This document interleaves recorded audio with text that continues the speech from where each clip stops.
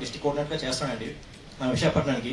చాలా మందికి అంటే 108 ఫోన్ చేయడం అవకాశం ఉండదు. అవగాహన అంటే చాలా మిడ్ నైట్ లో కూడా తాగేసి అంటే పార్టీలకు వెళ్ళి పబ్లిక్ వెళ్ళి అంటే యువతని నేను తప్పని చెప్పట్లేదు, కానీ వాళ్ళు తెలిసి తెలియక రోడ్ స్టాప్ అయిపోతే ఎక్కడో మూల రోడ్ పక్కన ఉంటుంది. ఎవరో 108 ఫోన్ చేస్తే మా యొక్క 108 సిబ్బంది ఇమ్మీడియట్ గా అక్కడికి వెళ్ళి అంటే 100లో 99% మ్యాక్స్ అందరినీ సేవ్ చేయడం చూస్తారండి.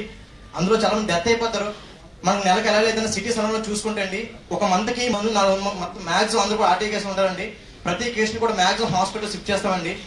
ఈ 108 సమస్యలు చేసినందుకు ప్రతి ఒక్కరు చాలా బాధపడతారు. ఎందుకంటే ఒక్కొక్కరికి కాలు ఇరిగిపోతే లేదంటే చెయ్యి లేకపోవడం, ముండం లేకపోవడం, ఇలా చాలా కేసులు మా స్టాఫ్ చేస్తుంటారండి. ఇలాంటి కేసులు చేస్తూ కూడా వాళ్ళు చాలా బాధపడతారు అనమాట. అంటే వాళ్ళ డ్యూటీ ఉన్నప్పుడు కూడా ప్రతి ఒక్కరు సేవ్ చేయాలనే కాన్సెప్ట్ తోనే చేస్తుంటారండి. అలా మీ అందరికీ కూడా ఎవరు చెప్తున్నాను, రోడ్డు మీద వెళ్ళేటప్పుడు ప్రతి ఒక్కరు జాగ్రత్తగా వెళ్ళండి. నేను చూసానంటే సిటీస్ అనడం ఉండని ఇప్పుడు నాకు తెలిసి ప్రతి ట్రాఫిక్ పోలీస్ కూడా మనకు చాలా హెల్ప్ చేస్తున్నారు. ఎందుకంటే ట్రాఫిక్ ప్రతి రూల్స్ పాటిస్తున్నారు. 108 కూడా మ్యాక్సిమం సిగ్నల్స్ అందరూ ఇస్తున్నారండి. అది నేను చాలా హ్యాపీ ఫీల్ అవుతున్నాను. First of all thank you 108 sir.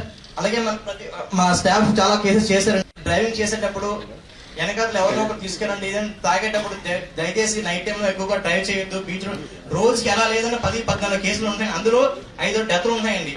అందులో 4-5 డెత్లు ఉంటాయండి ఓన్లీ ట్రాఫిక్ డ్రైవింగ్ వల్ల.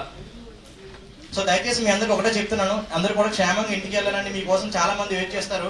నా కుటుంబంలో నా సొంత మేనవిడి కూడా యాక్షన్ జరిగిందండి హనుమంత్ బాబు దగ్గర. నైట్ మిడ్ నైట్ 3 గంటలకి లారీ గుద్దేశారు తాగేసి. ఈ కాలు మొత్తం తీసేశారండి. ఇప్పుడు ఇంట్లో తన తల్లి కూడా బాధపడుతుంది, ఏంటి అబ్బాయికి ఎవరు లేక చేయలేకండి. సో అటువంటి పరిస్థితి ఎవరికి రాకూడదు. ఈ 108 చేసి నాకు చాలా హ్యాపీగా, ఎందుకంటే ఎంతమంది ప్రాణాలను మా స్టాఫ్ రక్షిస్తున్నారండి. ఎంతో కొంత పుణ్యం ఉంటుందని నేను ఆశిస్తున్నాను. థ్యాంక్ యూ సార్ అందరికి కూడా.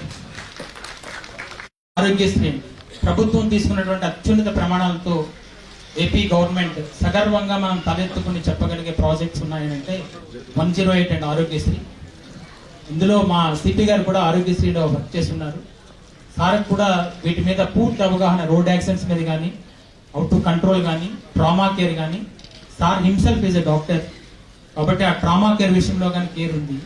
మన ప్రభుత్వం పాటిస్తున్న అత్యున్నత ప్రమాణాలలో ఆరోగ్యశ్రీ అండ్ 108 అందరం కూడా ఒక్కసారి ఆ 2 ఆర్గనైజేషన్స్ కి కర్తాల ధ్వనులతో ఒకసారి మీ తాలూకా చెప్పాలని చెప్పి కోరుకుంటున్నామండి.